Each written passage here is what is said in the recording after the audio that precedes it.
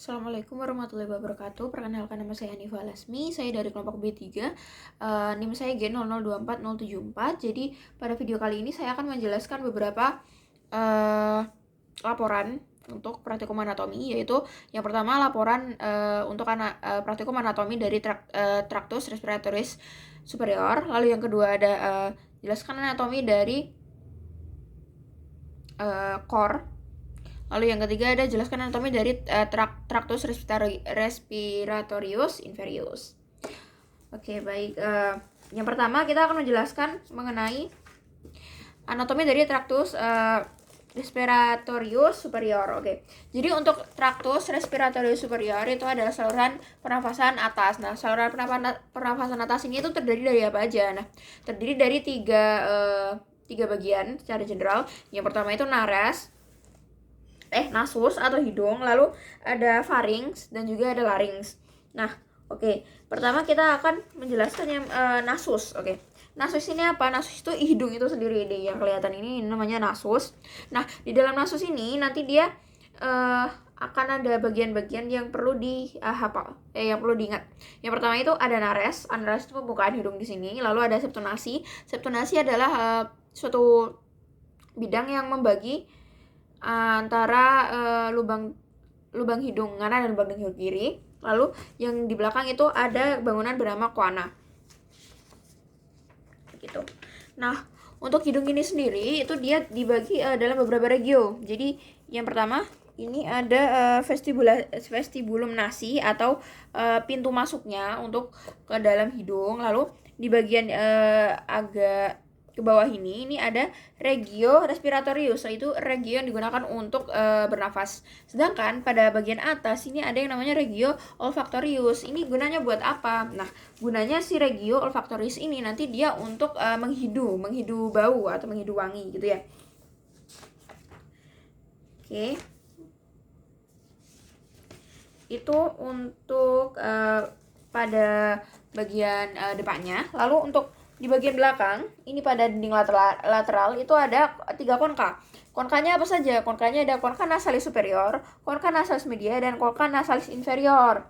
Nah, konka nasalis ini lagi nanti dia akan membagi menjadi cavum nasi dan punya 4 saluran udara. Nah, yang pertama itu ada recessus sphenoethmoidal, lalu ada meatus nasi superior, lalu ada meatus nasi media, lalu ada juga meatus nasi inferior. Nah, ini ada yang perlu di note ya. Jadi kalau misalnya di recessus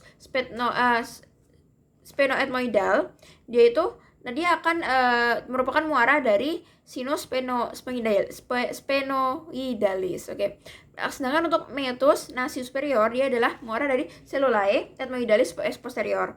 Sedangkan untuk meatus nasi media dia adalah muara dari lumayan banyak ya. Jadi cellulae ethmoidalis media anterior.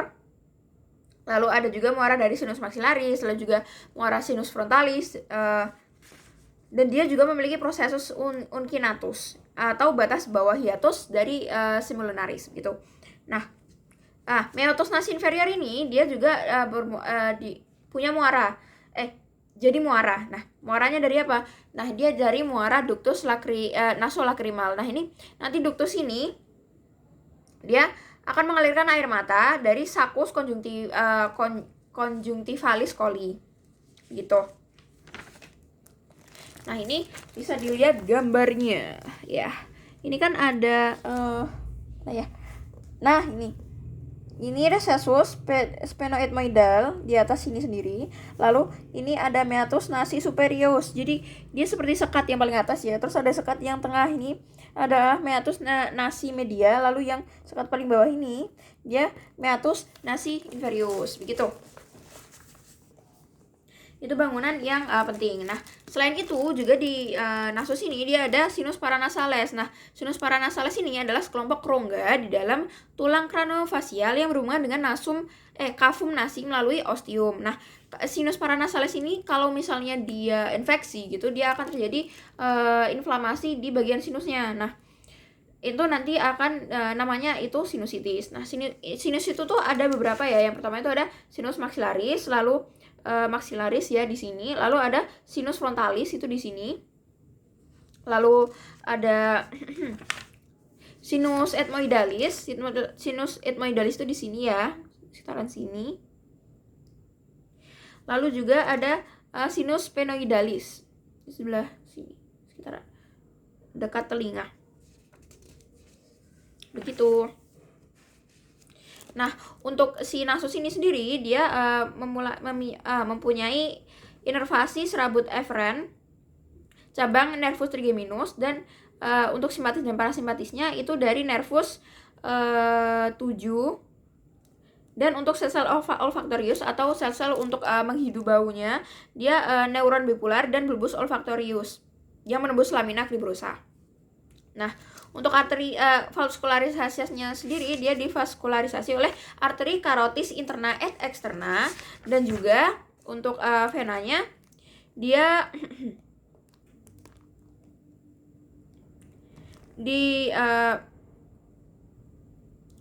dipersyarafi oleh vena di vestibulum dan struktur luar hidung bermuara yang nanti akan bermuara ke optalmika yang berhubungan dengan sinus cavernosus, begitu.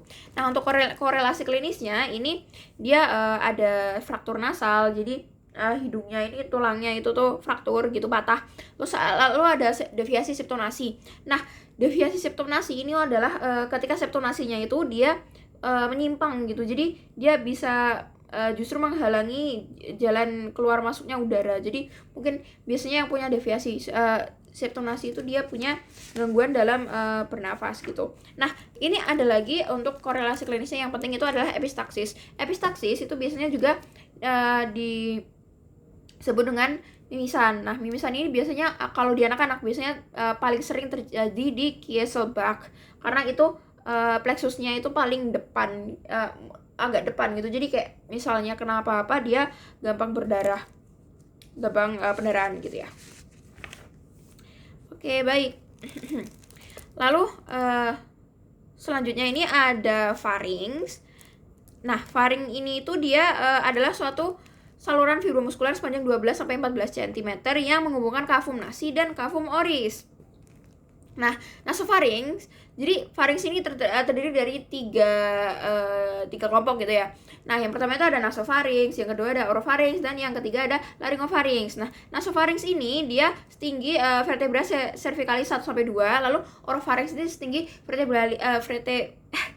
vertebrata cervicalis 2-3, dan laryngopharynx itu tingginya vertebra VC, VC 3-5 gitu. Untuk letaknya dia ya ada di sini. Yang paling atas itu nasopharynx, lalu diikuti dengan oropharynx yang mulai menyempit ini. Lalu yang terakhir nih sebelum dia masuk ke trakea ini ada yang namanya sebelum masuk ke laring ini laryngopharynx. Oke. Begitu.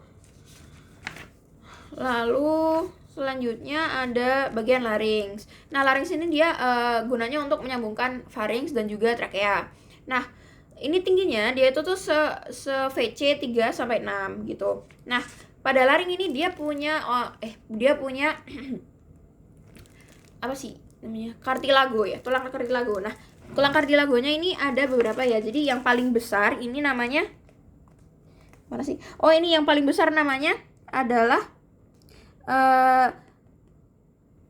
cartilago thyroidea. Nah, di bawahnya itu ada yang namanya cartilago cricoid. Nah, yang paling atas namanya cartilago epiglotis. Nah, untuk bagian posteriornya dia juga punya cartilago cartilago. Oh ya. Di belakangnya juga bagian posterior ada corniculate cartilage dan juga arytenoid cartilage. Begitu. Oke.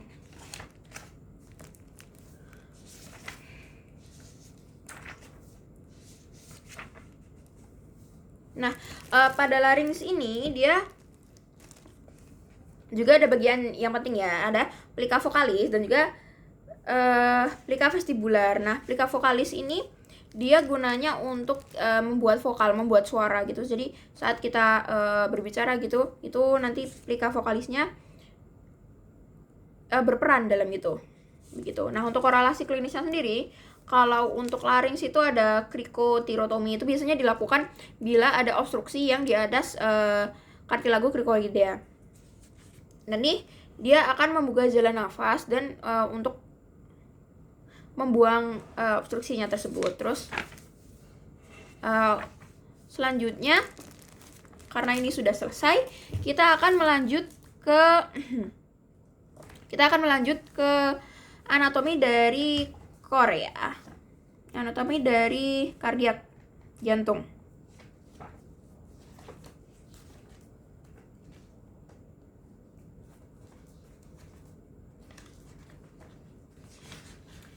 Oke, nah anatomi core. Nah, core ini tuh ada dua ya. Core itu tuh yang eksterna dan juga yang interna.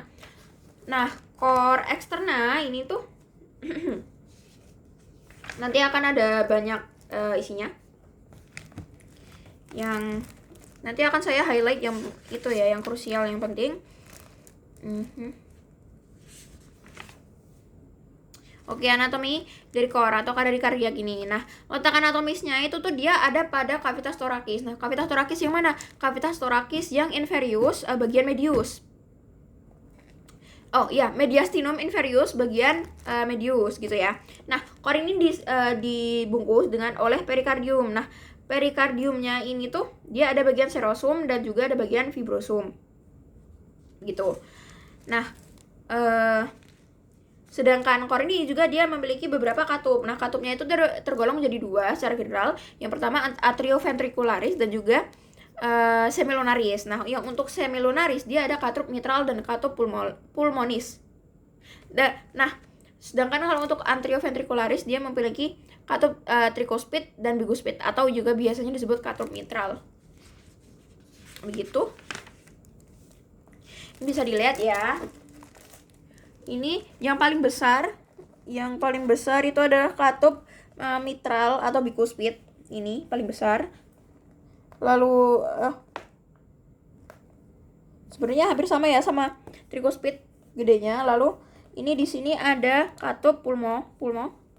Lalu di sini ada katup ini pulmo. Lalu di sini ada aortic valve. Ada aortic valve.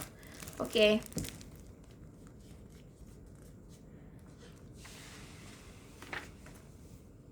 Nah, selain itu juga pada daerah core ini atau daerah jantung ini dia memiliki struktur yang dia menahan supaya memberi bentuk pada jantung. Nah, itu namanya apa? Namanya skeleton cordis. Nah, skeleton cordis ini terdiri secara general dari tiga bangunan ya, tiga bangunan. Yang pertama trigonum fibrosum, yang kedua annulus fibrosum dan ada juga septum membranasium yang nanti juga akan dibagi menjadi dua. Ini bisa dilihat ya. Nah, ini gunanya dia itu apa? Gunanya gunanya trigonum fibrosum, gunanya annulus fibrosus ini. Di sini ada annulus. Jadi annulus itu tuh kayak ring, annulus, ring. Cincin gitu. Ini cincinnya, berarti kayak pinggirannya gitu, penonjolannya. Sedangkan untuk trigonum fibrosum itu tuh bagian apa ya? Bagian yang menjadi menyusun itu valvanya. Gitu. Jadi ini annulus ringnya, sedangkan ini trigonum. Yang sini yang sinistrum, yang sini yang dexter. Oke. Begitu. Nah, lalu selanjutnya ada lokasi auskultasi jantung. Ini tidak kalah penting ya, oke. Bisa dihafal dengan APTM 2245. Apa itu APTM 2245? Nah, APTM 2245 itu tuh yang pertama aortik atau valva aorta. Dia bisa dipalpasi bisa diauskultasi pada SIC 2 linea parasternalis dextra. Sedangkan untuk pulmonis dia ada pada SIC 2 linea parasternalis sinistra. Nah, untuk katup tricuspid itu bisa diauskultasi pada SIC 4 linea parasternalis sinistra. Sini. Lalu ada katup mitral atau katup biguspid, dia bisa diauskultasi pada SIC 5 linea midclavicularis sinistra. Gitu. Nah, pada jantung ini dia ada dua bunyi ya. Yang pertama sistolik. Sistolik itu didapatkan dari penutupan dari katup atrioventricularis. Nah, sedangkan untuk diastolik itu dia didapat dari penutupan katup semolunar gitu.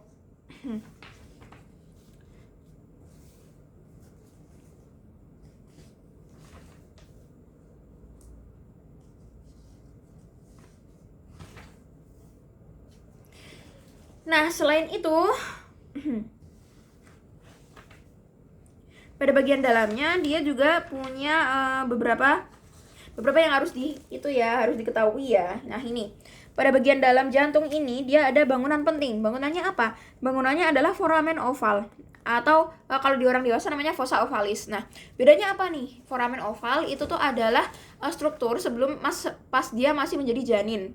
Nah, pas dia menjadi janin ini dia terbentuk dari septum primum saat masih fetus ya. Lalu dia menjadi foramen oval yang nanti kalau misalnya udah gede gitu dia akan menutup menjadi fossa ovalis. Nah, kalau misalnya si foramen oval ini gagal menutup, maka nanti dia akan terjadi PFO dan akan terjadi right to left shunt begitu. Nah, selain itu juga harus diingat bahwa penyusun pada bagian dalamnya ini terdiri dari trabecula carni. Selain itu juga pada fossa ovalis ini kan ada kayak cincinnya gitu ya, cincinnya yang kayak penonjolan gitu. Nah, penonjolannya namanya limbus ovalis begitu. Nah, ada juga bagian yang penting ya, ini di sekitar sini, oke. Nah, ini ada yang namanya trabecula septo-marginalis. Dia gunanya untuk conducting di bagian jantung. Lalu di sini ada chorda tendinea. Jadi dia chorda tendinea dan musculi papillaris. Nah, kedua hal ini dia itu gunanya untuk menyokong katup jantung. Nah, gunanya apa? Buat buka dan tutup jantungnya ya. Begitu.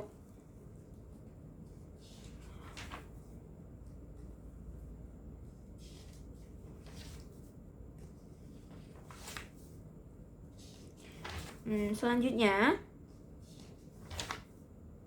itu ada klinisnya ya, klinisnya dari jantung ini, kardiaka ini. Klinisnya antara lain, nah ini ada atresia valva tricuspidalis. Itu apa? Dia tidak terbentuknya katup tricuspidalis. Lalu ada juga yang penting lainnya adalah atrial septal defect atau ASD. Dia adalah ketidaksempurnaan pada proses penutupan septum interatrial. Lalu tadi yang penting tadi ada PFO, dia gagal tertutup. Yang gagal tertutup itu tuh foramen oval. Kalau pada janin akan menjadi right to left shunt. Oh, begitu ya.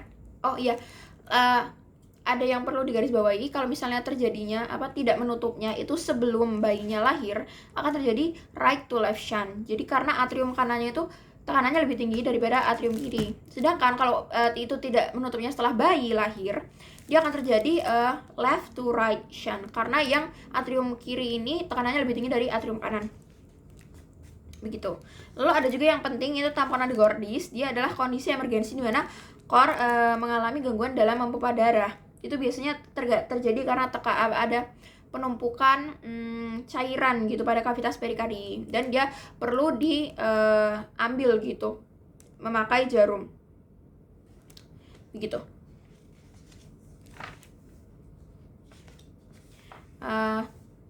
Karena ini sudah selesai, selanjutnya kita akan membahas ke tractus respiratorius inferior.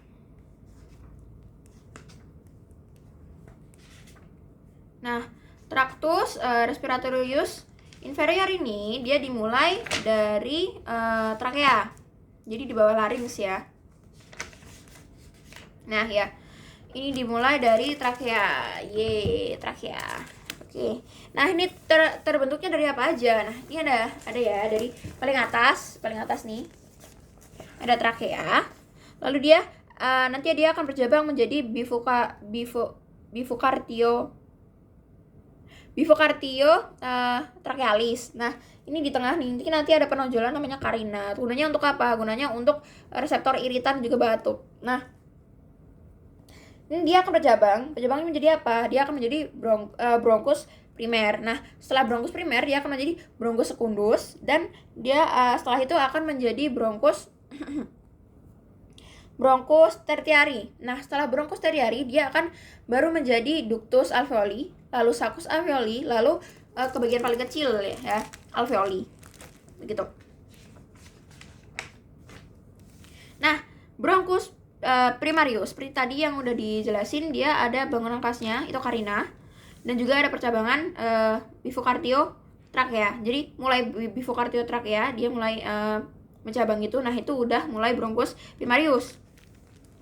Nah, setelahnya itu ada bronkus sekundus. Nah, setelah mencabang itu dia ada beberapa pencabangan lagi gitu, kayak batang, seperti batang pada pohon. Ya, batang pada pohon.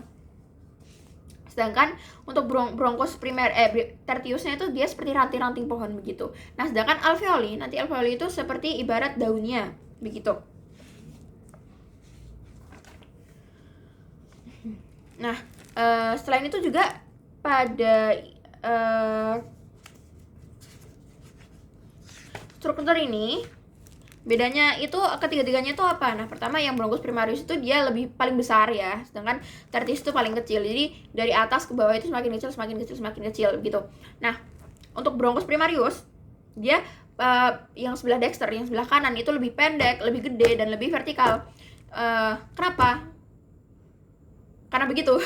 Tapi karena susunannya yang begitu, sehingga bronkus primarius dexter ini lebih sering terkena infeksi atau mungkin inflamasi begitu, karena dia lebih mudah diakses oleh bakteri dan juga virus, karena dia lebih pendek gitu dibanding yang sinister. Nah, sedang untuk bronkus sekundus, dia pada sebelah dexternya dia ada 3 lobus, dan sebelah sinisternya dia ada 2 lobus seperti pulmo ya. Nah, untuk bronkus tertiusnya ini pada pulmo dexter dia ada punya 10 segmen, sedangkan pada pulmo sinister dia mempunyai 8 sampai 9 segmen. Begitu. Nah, ini selanjutnya ada pleura. Pleura itu apa? Pleura itu dia pembungkus dari paru-paru, dari pulmo. Nah, pulmo ini dilindungi oleh 2 selaput serosa. Itu apa aja? Yang pertama pleura parietalis, yang kedua pleura visceralis. Nah, jadi di antara dua ini dia akan ada kafum, namanya kafum pleuralis, dan di dalamnya akan ada liquor pleura. Nah, pada pleura ini ada 2 ruang yang penting, namanya ruang potensial. Nah, ruang potensial ini namanya recessus costomediastinalis dan recessus costodiaphragmaticus. Ini ya. Begitu. Nih. Ini bagian costomediastinal recess. Itu di sini. Dari antara costae dan juga mediastinum. Pada mediastinum. Nah, selain itu juga ada yang di sebelah sini nih, yang agak di bawah. Yang di bawah ini namanya costodiaphragmatic. Jadi costae dan antara costae dan diafragma. Gitu. Selanjutnya ada si bintang ya. Si bintang siapa? Pulmo. Oke.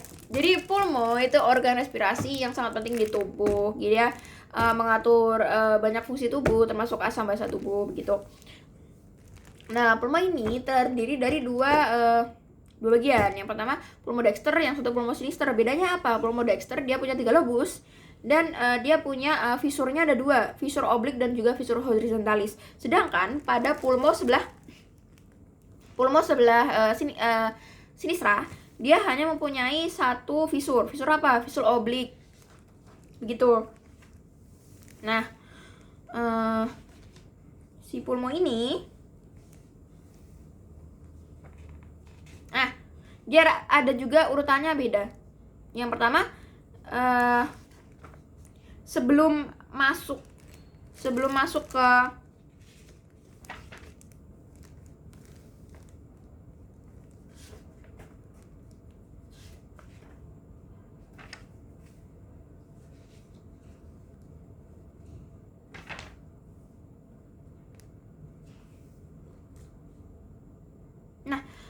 pada pulmodexter ini juga sama, ada bedanya dengan pulmosinister apa? Nah, pulmodexter itu tuh punya 1 bronchus eparterialis dan 2 bronchus hiparterialis. Sedangkan pada pulmosinister itu cuma ada 2 bronchus hiparterialis, tidak ada bronchus eparterialisnya. Begitu. Nah, untuk inervasinya sendiri, inervasi dari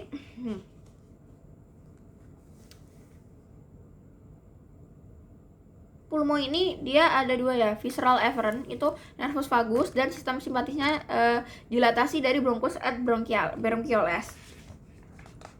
Begitu. Untuk selain itu juga ada beberapa korelasi klinis. Nah, korelasi klinis itu apa aja? Ini.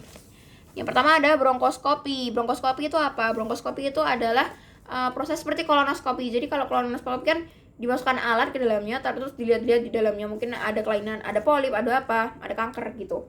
Itu buat mengecek seperti itu. Tapi di bronkus. Setelahnya ada trakeostomi. Trakeostomi itu tuh dia pembukaan pada trakea ini. Biasanya langsung setelah itu dimasukin selang. Itu biasanya untuk kalau tidak bisa dilakukan alat mulut ya, itu buat bernafas biasanya.